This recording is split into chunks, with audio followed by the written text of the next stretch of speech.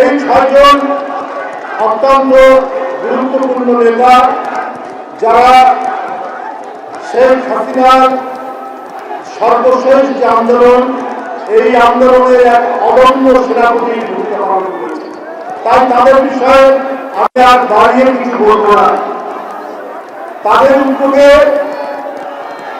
এই তারুণ্যের অধিকারের জন্য এই সমাবেশটি হচ্ছে। আমি আপনাদের কাছে অনুরোধ করব, ডানে বামে যারা আছেন, বৃষ্টি একটু পড়ছে, 5 মিনিটের জন্য একটু চুপচাপ থাকবেন। যা অনুরোধ করছেন, 5 মিনিট দেওয়া যাবে না, 5 মিনিট সময়, 5 মিনিট একটু আপনারা চুপচাপ থাকুন। টিপটিপ বৃষ্টি পড়ছে, খুব মুষলধারে নয়। এই বৃষ্টির মধ্যে বক্তৃতা করা এবং বক্তৃতা শোনা, এটাও একটা বিপ্লবী কাজ, এটাও একটা রোমান্টিক কাজ, এটাও একটা সংগ্রামী কাজ। বন্ধুরা, আমি যখন এই মঞ্চের কাছে এসে বলতে গেলাম, তখন দেখি আমিনুল ইসলাম আলিম, চেনেন না আলিমকে? সাবেক ছাত্র নেতা, চেনেন তো? ছাত্র দলের সাবেক সাধারণ সম্পাদক আলিমকে দেখেই আমার মনে হলো যে আজকে বৃষ্টি হবে। কারণ আলিমের সাথে আমি যেখানেই যাই সেখানে বৃষ্টি সহকারে একসাথে যাই। তো সুতরাং বৃষ্টি যে আমি এখানে হবে, অতিক্রম করেছি। আমরা যখন গুপ্ত হত্যাকে অতিক্রম করেছি, আমরা যখন সিসার পুরে বরণ করে নিয়ে আবু সাইদ, আহলাদ, মুগ্ধ, এদের মতো অসংখ্য তরুণরা আজকে রাজপথে তাদের জীবন উৎসর্গ করেছে, আমরা তাদেরই উত্তরসূরি, আমরা তাদের রক্ত ধারণ করি। আমরা তো বৃষ্টিকে ভয় পেতে পারি না। তো সুতরাং আমাদের প্রধান অতিথি উনি বক্তব্য রাখবেন, ওনার বক্তব্য শুনবেন আপনারা। আপনাদেরকে শুধু একটাই বলছি, একটা কথা, অন্তর্বর্তীকালীন সরকার তার প্রধান, উনি একজন গুণী মানুষ নিঃসন্দেহে।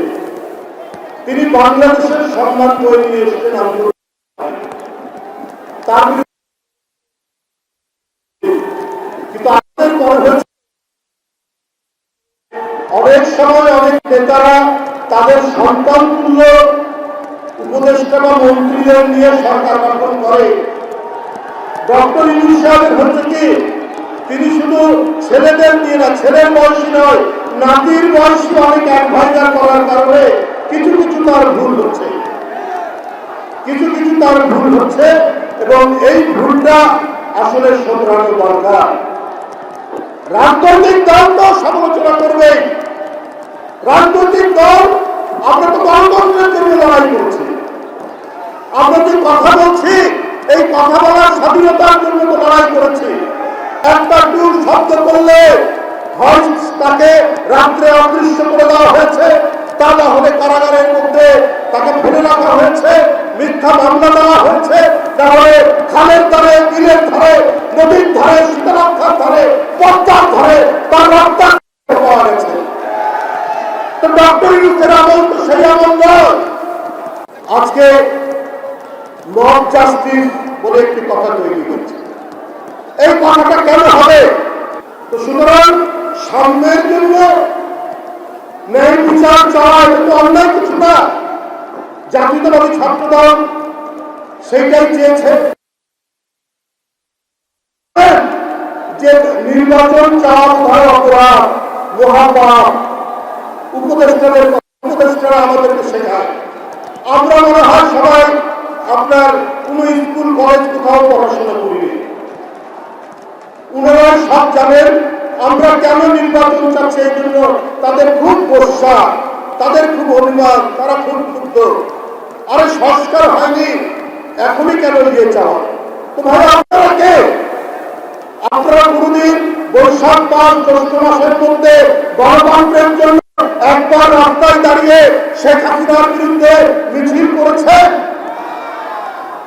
আপনারা করেননি, কিন্তু আমরা করেছি। করতে গিয়ে পুলিশের লাঠি পেটা খেতে আমাদেরকে নাজিমুদ্দিন রোড, তাহলে কেরানীগঞ্জ, না হলে কাশিমপুরে পাঠানো হয়েছে। আপনাদের 2-1 জন উপদেষ্টা জেলে গেছে, আমি জানি। তাহলে এখন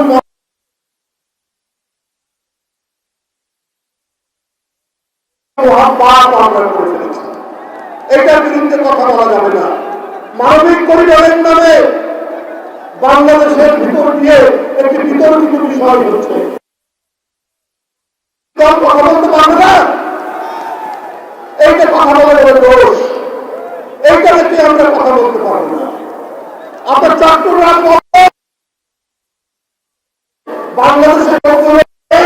বাংলাদেশে একজন লোকের আজকে 53 বছর যে দেশটির বয়স, সেই দেশে যোগ্য লোক নেই, তাহলে বিদেশিদের কাছে কেন চট্টগ্রাম বন্দর তুলে দেবেন?